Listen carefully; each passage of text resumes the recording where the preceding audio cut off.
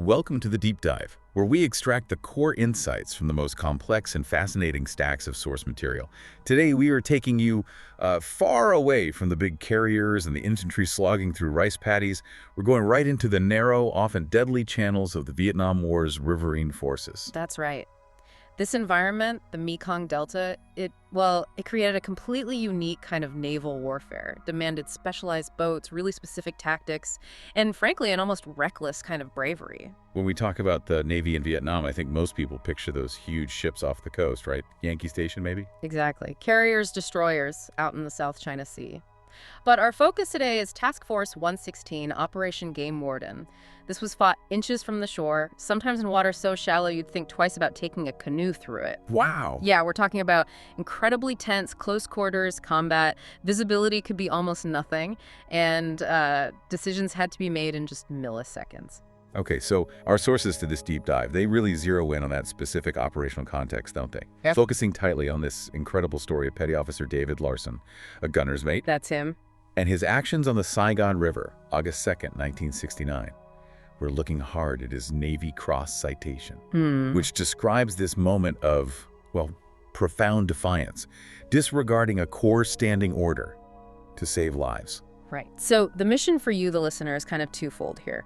First, you need to really understand the tactical complexity of fighting in this watery maze. Yeah. You know, from the revolutionary tech of the patrol boat, River the PBR, to the sheer psychological strain of sitting there on silent watch for hours. And the second part. Second, we need to grasp just how severe the crisis was that Larsen faced that night. Here's a 21-year-old sailor on a small boat, and he chooses to jump into pitch-black jungle against what they estimated later was maybe 50 enemy soldiers. 50? Wow. Yeah, to save an Army long-range reconnaissance patrol, an LRRP team that was literally about to be wiped out, massacred. So it's this ultimate clash, isn't it? Moral imperative versus military protocol. Precisely. Okay, let's unpack this operation then. Start with the big picture, the strategic necessity. Why did the U.S. Navy suddenly need to become, well, river cops? Yeah, river cops is one way to put it. It really starts with Task Force 116 and the mission they were given. Operation Game Warden. Right. Task Force 116, it was basically a necessity born of the geography down there. Officially created back in December 1965, the U.S. command in Vietnam finally realized, hey, the Viet Cong are using this massive network of waterways in the Mekong Delta. Like highways.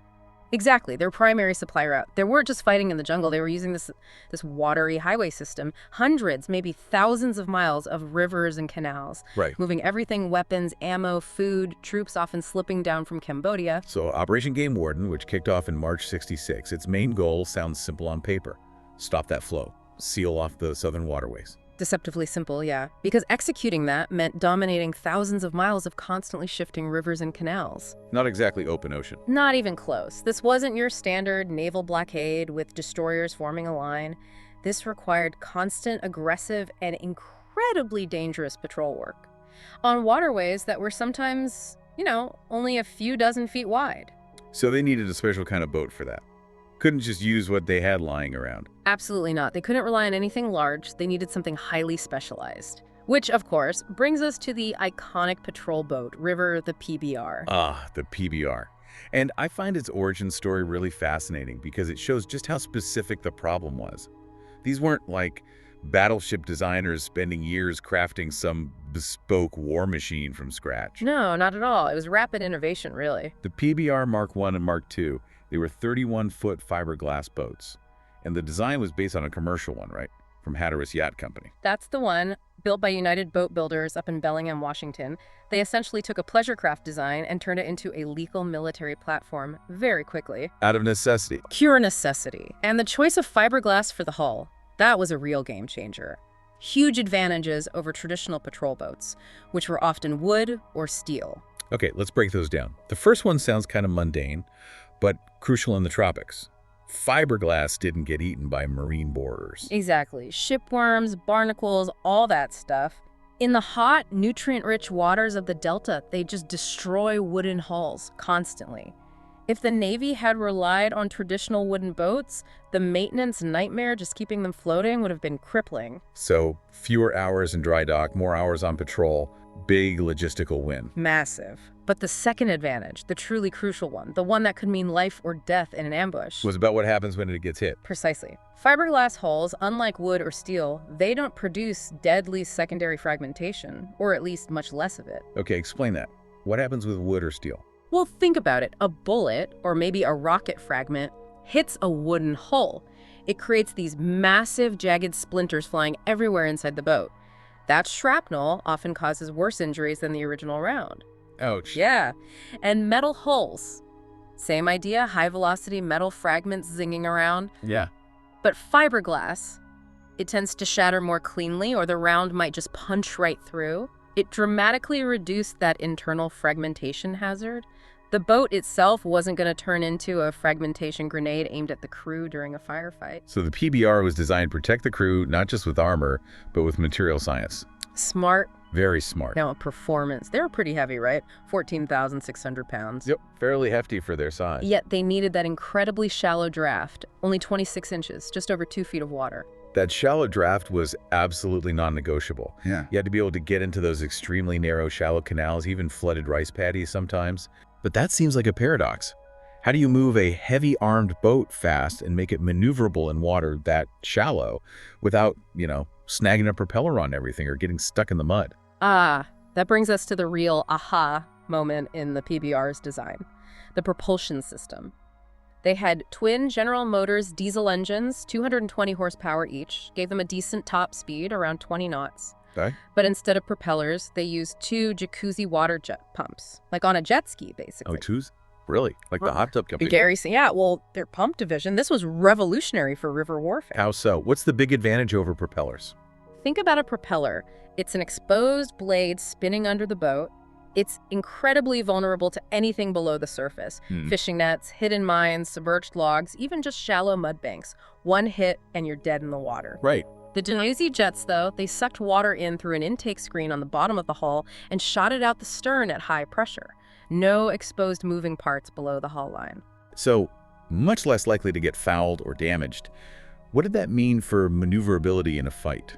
It meant survival. It made the PBR, as the sources say, highly maneuverable, because the jets weren't just for propulsion, they were also used for steering by vectoring the thrust nozzles. Yep.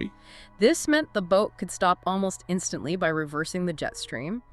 Impossible for a standard prop boat. Wow. And crucially, they could spin the boat completely around in its own length. Think about turning around in a narrow canal when someone's shooting at you. That's essential. No need for rudders either. That ability to just pivot, reverse, turn, and burn, that must have saved countless crews from ambushes. Oh, absolutely. It often meant the difference between escaping an ambush and getting pinned down and destroyed. Okay, so they had the speed, the shallow draft, the maneuverability. Now they needed the firepower. What kind of teeth did these things have? Keeping in mind, it's just a 4-man crew usually. The firepower was immense for a 31-foot boat, just bristling with guns. Standard armament was 3.5 caliber machine guns, heavy hitters. 3. Where were they mounted? 2 were mounted side by side in a turret right up at the bow, and 1 was mounted at the stern. The 50 cal. That's for punching through heavy jungle foliage, hitting bunkers, right? Exactly, your main heavy weapon. And that bow turret, that was the centerpiece, usually manned by the gunner's mate. Which brings us back to Petty Officer Larsen. That was his job. That was his job. On top of the 50s, they also carried an M60 machine gun, usually on a pintle mount amidship. The M60 for suppressive fire. Yep, rapid fire cover. And then they had a 40-millimeter grenade launcher, also typically amidship. Okay, that adds a serious high explosive punch. Oh, yeah. Devastating against enemy troops hiding on the banks or in structures. So yeah, these things are small, but they were absolute floating fortresses. Did they have any other gear? Right. Radar? Yep. Raytheon Pathfinder radar, which was vital for night operations, obviously. And 2 ANVRC-46 radios for comms, essential for coordinating with the other boat, calling for support. Okay, so we've got the boat. Now let's shift from the tech to the tactics. How did Task Force 116 actually operate these things day to day? This unique boat must have demanded a totally unique playbook. It absolutely did. And the first rule, the fundamental doctrine, was PBRs almost always worked in pairs. You just didn't patrol alone. For mutual protection, firepower. Both. Absolutely critical. So the typical daylight routine was mainly about interdiction and inspection, trying to stop that flow of supplies and personnel we talked about. How did that work with the two boats? So one boat would be the boarding boat. It would move in, intercept a river craft, maybe a sampan, maybe a junk, and the crew would board it. Search for contraband, weapons, suspected VC. And the second boat? What's its job during this? Sounds pretty vulnerable, the boarding part. Extremely vulnerable. So the second boat, the cover boat, would stand off, usually 50 to 100 meters away. Its crew wasn't focused on the boarding at all. They were watching the riverbanks, scanning the tree line, fingers on the triggers. Looking for the ambush. Looking for the ambush, ready to just unleash hell the second anything happened, because the enemy often use local civilian boats as cover, or they just wait until the patrol seemed distracted by the search. High tension all the time, even on a routine patrol. Constant high tension, but during the day, it was at least somewhat predictable. The night? Oh, the night changed everything. Right, you mentioned that earlier. The standard daylight playbook was useless after dark. The tactics had to evolve. Radically. Because the enemy vastly preferred moving and setting ambushes at night, their initial strategy, the Navy's, and was kind of logical. Try to move slowly, quietly, sneak along the channels. These stealthy hunters. Yeah, try to catch the VC moving. But it was a total failure. Why? Those diesel engines. Even at the lowest possible RPMs, trying to creep along. In the dead silence of the Delta night, they were deafeningly loud. There was just no way to be quiet. So instead of being hunters, they were basically ringing a dinner bell for ambushes. Yeah. Slow moving, loud targets. Exactly. The enemy knew exactly where they were, had plenty of time to get set up. It was just inviting disaster. So what did they do? How did the night tactics change by 1969, around the time of Larsen's incident? They flipped the script completely. Instead of actively hunting, they shifted to passive, intense waiting, ambush sites of their own, essentially. They'd figure out a suspected enemy crossing point, maybe a known trail that hit the riverbank, or just a likely transit area. Right. They'd move into position near there, sometimes tying up right against the bank, maybe tucking the boat completely under overhanging trees for concealment. And then, Silence. Cut the engines. Total radio silence. Hmm. And they just sit there, watching, listening, sometimes for hours, maybe all night until dawn, with absolutely nothing happening. Wow, that sounds psychologically exhausting. Just sitting in the dark, waiting. What were they even listening for? It became an exercise in pure human alertness. The sources describe it vividly, watching and listening for the whispers and small splashes of the enemy crossing the river. Whispers and splashes. Not engine noise, not gunfire. Tiny sounds. Tiny sounds. The gentle dip of a paddle in the water. The sound of someone dragging a boot through the mud on the bank. Low, whispered commands, things that no radar or sonar at the time could ever pick up. It was all down to the crew's senses. That level of tension is hard to imagine. And the stakes were reflected in the rules of engagement after dark, right? The whole environment was basically treated as hostile. It had to be. There was a strict dusk-to-dawn curfew on all waterways in most areas. Any boat moving after dark was automatically assumed to be hostile Viet Cong traffic. But they couldn't just shoot anything that moved. Well, no. Bureaucracy still existed, even there. Generally, the PBR crews needed to radio back to their command center, report the contact, and get permission to fire before engaging a vessel. Unless they were fired upon first, that was the crucial exception. The get-out-of-jail-free card for survival? If bullets start flying at you, you don't need to ask permission to shoot back. Absolutely not. In a sudden, close-range ambush, and we'll talk more about just how close these fights were, waiting even 30 seconds for clearance over the radio could be fatal. You'd be dead. You'd be dead. So if they took fire, the ROE went out the window. They were free to return fire immediately with everything they had. And once a firefight started, what was the procedure? Once the patrol commander confirmed they had enemy contact, both PBRs would coordinate their fire. Machine guns, grenade launchers trying to suppress the ambush and gain fire superiority. And if the enemy was dug in, or just too numerous, they needed backup. Definitely. Which brings us to the other key element supporting Task Force 116. They weren't always alone out there. Like air support. Critical air support.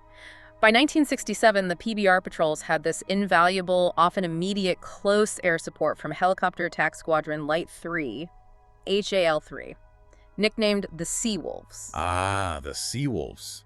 Famous unit. Flying Hueys. Heavily armed Bell UH-1B and later UH-1M Hueys, gunships. They'd often fly armed recon missions just skimming the tree line, or they'd orbit overhead during PBR patrols, especially risky ones. Ready to pounce. Ready to pounce. They provided that essential overhead firepower rockets, miniguns that the small PBR crews just couldn't generate themselves. If a PBR patrol got into serious trouble and called for help, the Sea Wolves are often the fastest way to bring overwhelming force onto a target. Saved a lot of lives. And Task Force 116 also had ground assets, right? You mentioned SEALs earlier. Yes, TF-116 actually oversaw the operations of the Navy SEALs operating in the Mekong Delta. They typically had 3 14-man platoons deployed from SEAL Team 1 and another 3 from SEAL Team 2, rotating through. What was their specific job in this riverine environment? How did they fit in with the PBRs? Their role was very specialized. Deep intelligence gathering. They were the eyes and ears on the ground, often going where the PBRs couldn't, trying to pinpoint enemy unit locations, figure out their capabilities, maybe uncover specific attack plans against bases or patrols. So not necessarily looking for big firefights, more surgical. Exactly. They generally aimed to avoid large-scale combat if possible. Their missions were more focused on things like targeted ambushes, snatch-and-grab raids to kill or capture key Viet Cong leaders or intelligence couriers, high-value targets. And the PBRs were their taxis. Essentially, yeah. They were highly reliant on those maneuverable PBRs for transport, getting inserted quietly onto a hostile riverbank at night, and then, crucially, getting extracted quickly, often under fire. Which sets the stage perfectly for the Larsen incident, involving an Army LRRP team needing extraction. Precisely. Those small teams, SEALs or Army LRRPs, were incredibly vulnerable once they were off the boat and in the jungle. Before we dive into that specific night, we really need to hammer home just how terrifying this environment was. You mentioned visibility earlier. There's a specific zone often mentioned, the Rung Sat. The Rung Sat Special Zone, yes. Yeah. Near Saigon, a particularly notorious area of dense mangrove swamps. The reports coming out of there, they just paint a picture of absolute horror for patrols. What did they say? There's a July 1968 end-of-tour report from an officer who served there. It's chilling. He noted that the mangrove foliage was so incredibly thick, so dense, that visibility on the banks was sometimes restricted to only 5 to 10 feet. 5 to 10 feet? That's nothing. That's shorter than a car. Exactly. You could literally be face-to-face with an enemy soldier before you even saw him. So if a firefight breaks out, It's instantaneous, point blank. The report stated, very starkly, that silent movement was practically impossible in that stuff. But the enemy could always be lying in wait. And it concluded that in a close-range firefight, which often started at 5 or 10 meters, okay, slightly better than feet, but still terrifyingly close. terrifyingly close, the likelihood of losing the first 2 men in your patrol, the point men, was rated as great. Great. Not possible, not likely. Great. Great. That was the brutal reality of operating off the boats on those riverbanks. Immediate, personal, and overwhelmingly dangerous. Every single insertion, every patrol onto the land started with the assumption that you were already dangerously exposed. That is the incredibly high-stakes world that Petty Officer David Larsen found himself in on the night of August 2nd, 1969, up on the Saigon River. That's the scene. Larsen, he's 21 years old, serving as the gunner's mate aboard PBR 775, and they're operating exactly according to doctrine, paired with one other PBR for mutual support. Okay, so the mission starts. What's the first step for their night watch? First step involved deploying their ground security element, 6 men. An Army long-range reconnaissance patrol, that LRRP team, they leap off the 2 boats and just melt into that thick, dark jungle along the riverbank. Providing security for the PBR's watch post? Or running their own ambush? The source says specifically, provide security for the PBR watch post, but LRRPs often had dual missions. Setting a small ambush was a form of security. The key thing is, these were highly trained recon troops, but operating in tiny units, 6 men. Against potentially how many enemy? They wouldn't know. They wouldn't know. Their typical mission profile was maximum risk. Set up a small ambush, gather intel, maybe just observe. They were expecting to maybe engage a handful of targets, if any. Not what they ran into. Okay, so the LRP team disappears into the jungle. The PBR crews settle into that silent, tense watch. Radio silence. Listening. Listening for those whispers and splashes. Just waiting. But sometime after dark, the tension doesn't just break, it shatters. Instantly. What did they hear? First, the crews heard some initial small arms fire. Pop, pop, pop. Okay, maybe the LRRPs engaged something small, but that was followed almost immediately by the much heavier, distinctive 1P of rockets exploding on the bank. Rockets. Okay, that changes everything. That's not a small skirmish. Not at all. That combination, small arms followed by rockets, told everyone on the boats that the LRRP team hadn't just bumped into a couple of guys, they were in deep trouble. So Larsen and his crew, they instantly go to battle stations on PBR 775. Absolutely. Manning the guns, ready to provide covering fire from the river. And their orders, I need to be clear on this, were absolutely explicit, weren't they? What were they supposed to do? Stay on the boat, period. Do not leave the boat. The PBR was their armor, their firepower platform, and their only means of escape. Leaving it, especially the gunners, compromised the entire patrol security, potentially exposed the valuable boat to capture or destruction. It was a fundamental rule. But the situation on the bank was spiraling out of control, way beyond what those standing orders anticipated. Completely. Then this desperate, probably fragmented call comes crackling over the radio from the LRRP team leader, or whoever was left who could talk. They reported they'd initially engaged just 4 enemy soldiers. They thought it was a small group they could handle. Which turned out to be a fatal miscalculation. Totally fatal. Those 4 were just the point element, the advance guard for a much larger coordinated enemy force.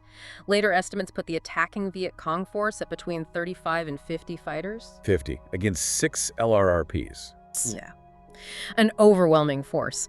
The LRRP team was immediately swamped. The enemy returned fire with those heavy rockets and automatic weapons, and within moments, 5 out of the 6 members of that elite army team were either killed outright or critically wounded. 5 out of 6. Down, pinned, unable to fight back effectively, maybe only one guy still able to fire a weapon. And the enemy was closing in fast for the kill. It was about to be a complete massacre on the riverbank. This is the absolute crisis point, the turning point for Larsen. He's on the boat, hearing this, probably seeing muzzle flashes, hearing the screams. He has explicit orders. Stay put. But he's facing the certain death of those army guys, his comrades, right there on the bank. What did he do? He made an immediate split-second decision. It was the highest form of military defiance in one sense, but also just pure, instinctive, necessary courage. He completely disregarded the standing order, the order requiring him to stay on the boat. He didn't wait for permission, didn't ask. No time. Didn't even seem to pause to plan. He grabbed the M60 machine gun, that heavy belt-fed weapon normally fired from a mount. Right. And he literally vaulted off the side of the PBR onto the dark riverbank. The source material even notes he almost fell off the boat. He moved so fast. And his crew. His crewmates saw immediately what he was doing. As he jumped, they started tossing him belts of ammunition, shoving ammo belts over the side after him, giving him the sustained firepower he desperately needed. So he hits the bank alone with the M60. Hits the bank alone initially, yeah. Surrounded by chaos, darkness, jungle, the sounds of the wounded. And he arrived, according to the citation, just as that overwhelming enemy force was about to break through the last shred of the LRRP's defense, just about to overrun them completely. And he didn't hesitate? Didn't wait for backup, didn't try to coordinate. He instantly brought that M60 into action, alone, just opened fire, pouring sustained heavy fire right into the approaching enemy line. What was the effect? Immediate and dramatic. That sudden burst of aggressive, unexpected heavy machine gun fire from a flank, it clearly shocked the enemy. His first burst killed at least 1 enemy soldier instantly, and it forced 2 others who were moving directly toward the wounded Americans to break contact and flee back into the jungle. So his arrival, just one man with an M60, actually stunned the advance of maybe 50 enemy soldiers. It did. It blunted their final assault. He essentially created, right then and there, what his Navy cross citation later called a one-man perimeter defensive position under continuous enemy fire. Wow. One man holding a perimeter. Holding that line, alone in the dark, probably moving, firing, reloading, knowing he's facing up to 50 enemy guns, until reinforcements and aid could be organized from the boats and get to the bank. Just think about that. The sheer psychological pressure. 21 years old, isolated, you know the jungle is crawling with enemy, you've broken the rules, but you are the only thing keeping those 5 wounded guys behind you alive right now. Unimaginable pressure. He had to keep firing, keep them suppressed, keep that line held, just long enough for his shipmates to react, get ashore, and start dealing with the casualties. Let's look at the specific language in that Navy cross citation. It's usually very precise. What does it emphasize? It's very clear. It states that his extremely courageous one-man assault in the face of direct enemy fire was directly and unequivocally responsible for saving the lives of 3 fellow servicemen on that riverbank. Saving 3 lives directly through his actions. Yes. And beyond just saving those 3, the citation highlights the second crucial outcome of his lone action. By drawing enemy fire to himself and maintaining that independent perimeter, he was also, quote, protecting his shipmates while they administered aid to the wounded. Ah, so he created the breathing room. He kept the enemy's heads down so the other guys coming off the boat could actually reach the wounded, treat them, and start the evacuation without getting cut down themselves. Exactly. His lone stand enabled the entire rescue effort that followed. Now, it's also really telling, isn't it, that Larsen wasn't the only one who broke the stay-on-the-boat rule that night. The sources mention others were decorated too. That's a really powerful point. Yes. Our sources confirm that 8 other men earned Bronze Stars for their actions during that same chaotic incident. 8 Bronze Stars. And significantly, all of them had similarly defied that standing order. They had all left the relative safety of the PBRs to go ashore into the firefight. So it wasn't just one guy breaking the rules, it was a whole culture responding to the immediate crisis. It speaks volumes about the bond between these guys and the immediate, overwhelming necessity of the situation. While Larsen took that extreme risk of the lone assault with the M60, others clearly followed him ashore, providing covering fire, helping to pull the wounded men out from under fire, securing a larger perimeter once Larsen had created that initial break. When faced with the imminent massacre of their comrade, that immediate bond that need to save them, it just completely trumped the strategic protocol designed to protect the boat. Utterly. The human element took over. And Larsen's own reflection on it afterwards.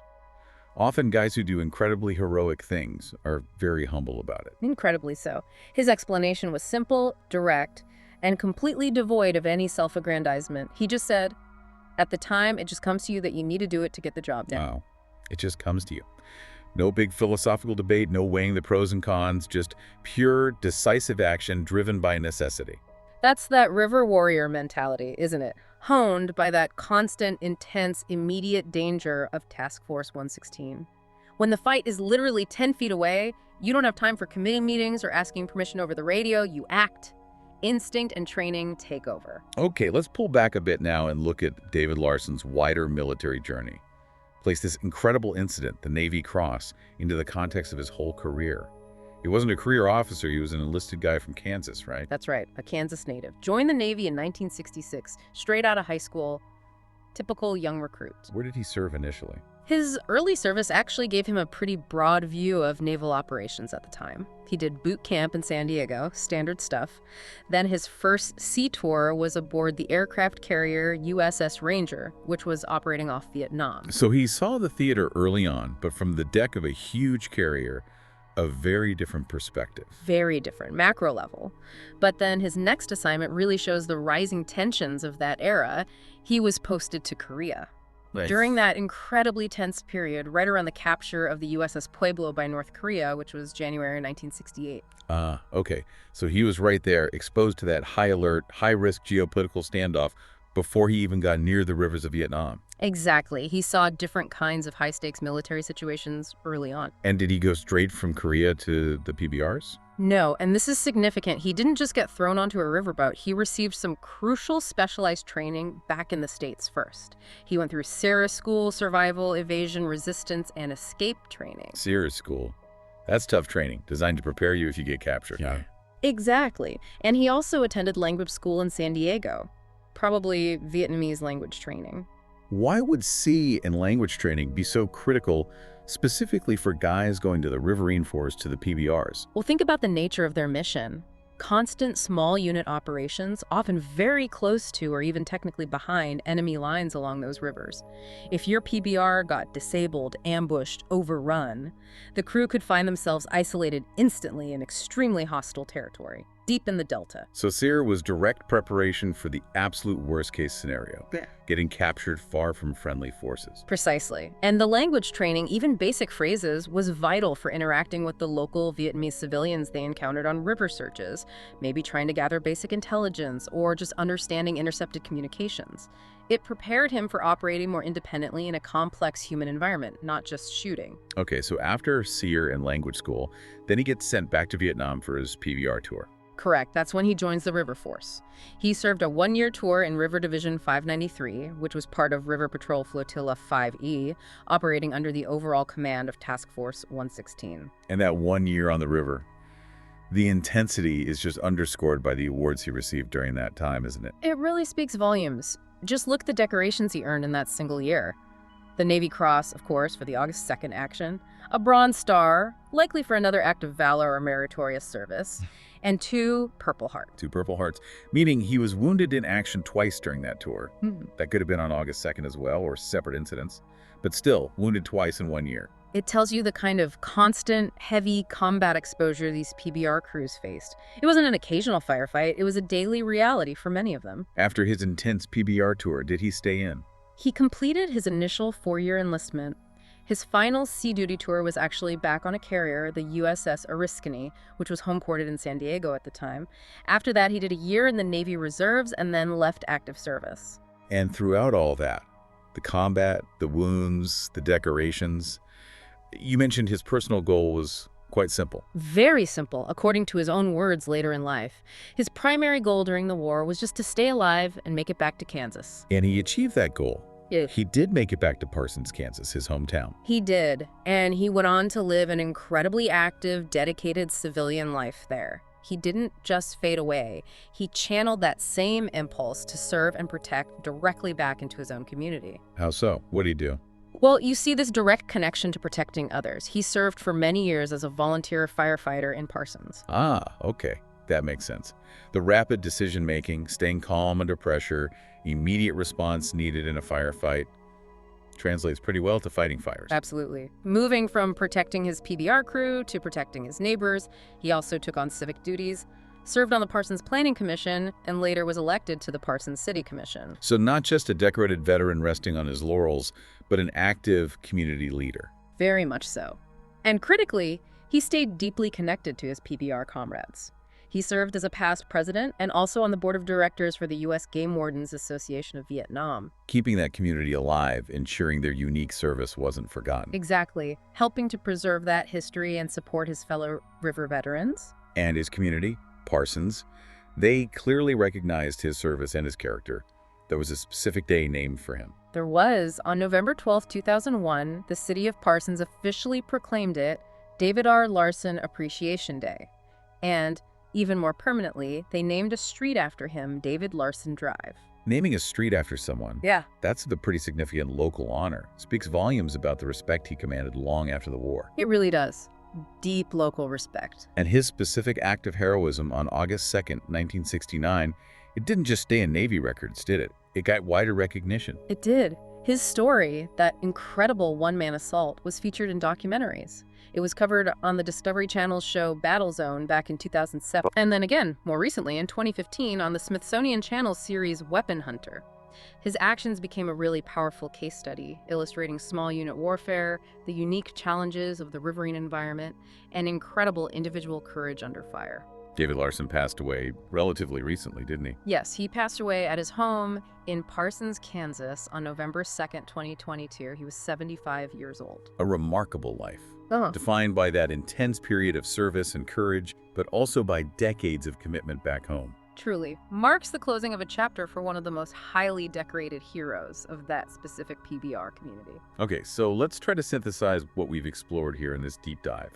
We've covered the revolutionary technology, the PBR, the, frankly, terrifying tactics and psychological pressure of Operation Game Warden, especially at night, and then Larsen's incredible split-second choice. What's the main takeaway, the lasting insight from looking so closely at this one incident and the context around it? I think the lasting insight really lies at that critical intersection point. The intersection of highly specialized military technology, that incredibly maneuverable, fiberglass PBR, purpose-built for close-in river fighting, sure, and just raw, decisive human courage. Yeah.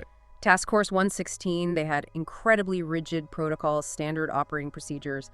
But as we saw, those rules, like stay on the boat, were often designed primarily for the survival and security of the asset, the boat itself, not necessarily optimized for the survival of the guys they'd just inserted onto the bank 5 minutes earlier. And in that moment of absolute existential crisis, 5 men down, the whole team about to be wiped out, those rigid rules, that adherence to protocol. They were utterly overridden, shattered by the immediate, overwhelming moral imperative to save those lives right now. Larsen's action proved that sometimes in the heat of battle, especially these unconventional close-quarters environments where normal strategy just breaks down. Exactly. A quick-witted, bold, maybe even seemingly reckless decision, but one based on empathy, instinct, and the immediate reality on the ground. Sometimes that's far more valuable, far more effective, than just rigidly sticking to the rulebook. His defiance wasn't just defiance. It was the only action that could have saved those men in that specific moment. Precisely. And I think the enduring reflection here, for me at least, has to connect back to the sheer nature of heroism in these incredibly confined, specialized, high-pressure environments. We talked about the RUNSAT zone visibility, 5 to 10 feet. Combat is instantaneous, personal, deadly. The whole environment was just a constant pressure cooker. It absolutely was. And that environment itself, it forced those PBR crews into this state of constant hypervigilance, especially at night. Remember, they had to rely more on their basic senses than on technology. Sitting there in total silence, maybe for 8 hours straight, hunkered down near a suspected crossing point, listening intently, straining to hear just those tiny, subtle sensory cues, the whispers and small splashes that might signal the enemy's approach in the dark. Knowing that they operated like that, under that cloak of silence, just waiting, listening, it really heightens the drama and the suddenness of that devastating ambush erupting out of the quiet. It does. Which leads us, I think, to a really provocative final thought for you, the listener, to mull over. Given that silent, tense nature of Operation Game Warden, especially the night patrols relying on hearing those faint whispers and splashes, how many countless other acts of immediate life-or-death decision-making must have occurred out there? On the Saigon River, throughout the canals of the Delta, every single night of that war. Decisions maybe to break ranks like Larsen did, maybe a decision to fire prematurely based on a gut feeling, or maybe a decision to make a silent, risky, tactical move with the boat. Actions that were known only to the 2 or maybe 4 men on that PBR at that moment, known only to them, the surrounding jungle darkness, and perhaps briefly noted down later in a casualty report or an after-action summary, if at all. These countless small, intensely personal acts of courage, or maybe even necessary defiance, they represent a whole hidden layer of the Vietnam War's history, don't they? A layer that's absolutely crucial to understanding the true character and the real human cost of that conflict, far away from the big, well-documented battles we usually focus on. A truly profound thought, and a definitive testament, I think, to the unique challenges faced by the river warriors of Task Force 116 and the singular, incredible courage of Petty Officer David Larsen. Thank you for joining us for this deep dive.